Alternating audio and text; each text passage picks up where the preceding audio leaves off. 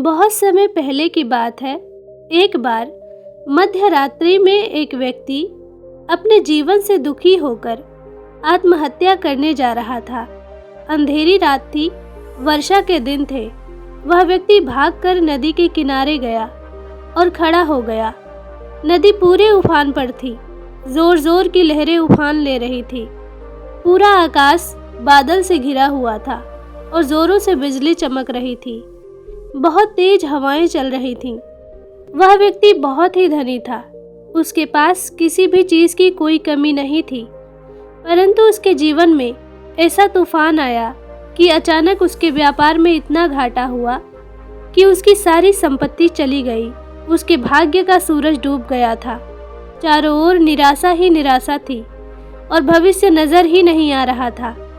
इसी कारण वह अपने जीवन से निराश हो चुका था और इसी कारण उसने आत्महत्या करने की सोची, क्योंकि उसे कुछ सूझ नहीं रहा था।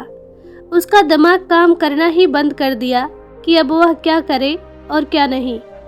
और तब उसने स्वयं को ही खत्म करने का सोचा और नदी में कूदने लगा। जैसे ही वह नदी में कूदने जा रहा था, तभी उसने आखिरी बार ईश्वर को याद किया और रोने लगा। वह बहुत मायूस था। तभी वहाँ एक बुजुर्ग व्यक्ति आ जाते हैं और उसे देख उसके पास जाते हैं और उसे नदी में कूदने से रोकते हैं और उसे पीछे खींच देते हैं। वह व्यक्ति पीछे मुड़कर देखता है तो वहाँ एक वृद्ध साधु उसे पकड़े हुए खड़े होते हैं। उस वृद्ध साधु ने उस व्यक्ति से पूछा कि क्या हुआ, क्यों अपना जीवन नष्ट कर रहे हो। तब उस व्यक्ति ने सारी बात उस साधु को बता दी।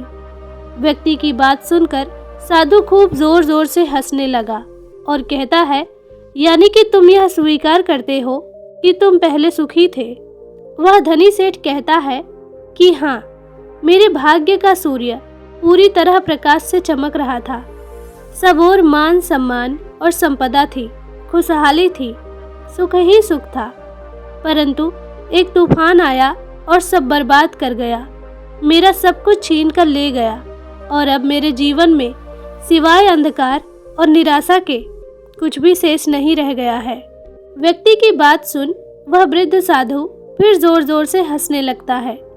व्यक्ति यह देख साधु से कहता है कि मैं यहाँ अपना दुख आपको बता रहा हूँ और आप उस पर हंस रहे हैं। तब वह वृद्ध साधु कहते हैं कि दिन के बाद रात्रि है और रात्रि के बाद दिन। जब दिन नहीं टिकता तो रात्रि भी कैसे टिकेगी। वह व्यक्ति कहता है कि आपका मतलब क्या है। तब वृद्ध साधु कहते हैं कि हमेशा ध्यान रखो, परिवर्तन प्रकृति का नियम है। ठीक से सुनो और समझ लो। जब तुम्हारे अच्छे दिन हमेशा के लिए नहीं रह सकते तो बुरे दिन भी नहीं रहेंगे। जो इस सत्य को जान लेता है वो सुख में सुखी नहीं होता और दुख में दुखी नहीं होता। सुख दुख तो जीवन का हिस्सा है। यदि आज दुख है तो कल सुख होगा। जीवन में हर तरह का वक्त आता है, परंतु जो इन दोनों परिस्थिति में टिका रहता है उसका जीवन उस अडिग चट्टान की भांति हो जाता है जो वर्षा और धूप में समान ही बना रहता है। सुख और दुख जो समभाव से ले, समझ लो उसने स्वयं को जान लिया है। सुख दुख तो जीवन में आते जाते रहते हैं, यही प्रकृति की गति है। तुम खुद सोचो, यदि किसी के जीवन में हमेशा एक जैसा ही भाव रहे तो कैसा होगा। सोचो, यदि किसी ने जीवन में एक जैसा ही भाव देखा, हमेशा सुख ही देखा, जिस चीज़ की उसे आवश्यकता हुई उससे पहले ही वो मिल गई, तो क्या वो कुछ उपहार पाने की खुशी को अनुभव कर सकता है। जब तक जीवन में दुख का अनुभव न हो, उसका स्वाद न चखा हो, तब तक सुख की अनुभूति नहीं होती है, न उसके आने की खुशी मिलती है। इसलिए जीवन में सुख दुख दोनों ही जरूरी हैं। जो इस शाश्वत नियम को जान लेता है उसका जीवन बंधनों से मुक्त हो जाता है। वह वृद्ध साधु उस व्यक्ति से कहते हैं कि जीवन में कैसे भी हालात और परिस्थिति हो, लेकिन हार मत मानो। कभी ना कभी तो इसका अंत होगा ही। दुख वैसे भी अधिक समय का नहीं होता, हम उसे लंबा कर देते हैं। उसके बारे में सोचकर, उसमें डूबकर जीवन में सकारात्मकता लाओ, तभी वह सफल होगा। आज तुमने सब खोया है तो कल सब पा भी लोगे। बस थोड़ी हिम्मत और धैर्य रखो। आत्महत्या करना किसी भी समस्या का हल नहीं है, बल्कि कायरता है। जो जीवन में कुछ नहीं कर सकते, उनके बस का कुछ नहीं होता, वही यह करते हैं। स्वयं को मजबूत बनाओ, एक चट्टान की भांति। तब तुम्हें न कोई जल्दी तोड़ पाएगा, न गिरा पाएगा। आप अपने बस कर्म पर ध्यान दो। कर्म करो, अच्छे कर्म। जैसा कर्म आप करोगे वैसा फल आपको मिलेगा। मेहनत करोगे तो फल मीठा होगा। वहीं फरेब से किया गया कर्म कभी लाभकारी नहीं होता। शरीर के कर्मों से ज़्यादा यहाँ मन के कर्म या भाव महत्वपूर्ण है। यदि कोई कार्य आपको दिया गया हो और उसे करने से आप मना नहीं कर पा रहे हैं, तो उस समय जिस मन की स्थिति से आप वह कार्य करेंगे, वही आपके कर्म के फल के साथ जुड़ता है। जैसा आपका भाव होगा, वैसा ही फल आपको भुगतना होगा। यदि आपका मन उस कार्य को करने का नहीं है, तो उसे विनम्रता से समझाएं कि क्यों आप यह कार्य नहीं करना चाहते। और यदि उसके बाद भी आपको वह कार्य करना पड़ता है, तो उस काम को बिना किसी क्रोध के मन से वह काम करें। उसके प्रति ईर्ष्या का भाव न रखें, प्रेम से वह कार्य करें।